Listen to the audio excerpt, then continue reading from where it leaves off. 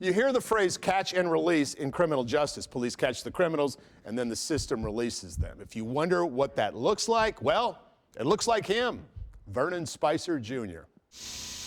It just didn't look right in the center of the Brookmead Greenway homeless camp, sporting the best view on the Greenway, a plywood pleasure palace complete with Ring doorbell and run by 2 generators. Police believed Vernon Spicer was supplying this heavy drug-using community of 80 people, and of course that was a problem.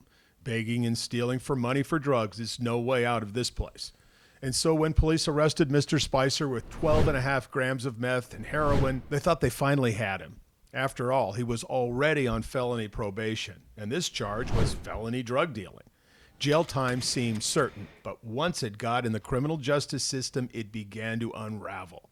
First, Judicial Magistrate Daniel Maston literally changed the arrest warrant. Fox 17 learned Magistrate Maston decided that although 12.5 grams is a large amount of meth, it was in one package, so you couldn't call it intent to sell because it wasn't packaged in individual servings.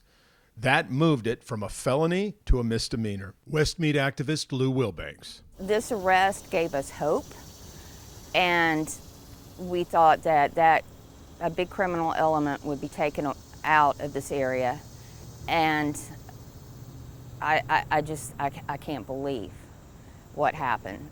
Judge Aaron Holt refused the plea bargain and insisted Spicer spend at least the maximum 30 days in jail and stipulated that living in Brookmead would be a probation violation that would trigger a 6-month sentence. It was not a lot, but the most he could do. But there was still another chance to put Mr. Spicer in prison because that new drug charge, even reduced, was a violation of his probation. In the summer of 2019, he was caught with a loaded gun, a black digital scale, and small plastic baggies. He also had pills and heroin. Felony drug dealing and a convicted felon with a firearm, the probation violation, if revoked by the judge, would send him to jail for 2 years. Tennessee Voices for Victims, Verna Wyatt. This guy that was selling drugs to the homeless encampment, he's out of control. His normal is selling drugs and being high. That's his normal. And until he's taken out of his normal by our criminal justice system and put in a different setting, he's going to continue to do that because that's his normal. Instead, Judge Cheryl Blackburn did not revoke his probation. She simply restarted his probation and added drug treatment. The assistant district attorney in the same courtroom had no objection, nothing to say. Do they not know who he was? Do they not know what's happening over here? Do they have their heads buried in the sand? Vernon Spicer is already back on the street. Several people have seen him, and they tell me he is definitely not seeking treatment. Metro Parks and Codes cleverly teamed up to rule his plywood pleasure palace unfit for habitation and bulldozed it.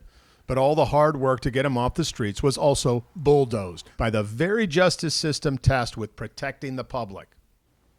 I just am speechless. I'm speechless that he has a history like this and is continuing to get out and in that revolving door of hope. We hope you're going to change. We hope this is going to help you. What do you need for him to murder someone? Too late. Too late.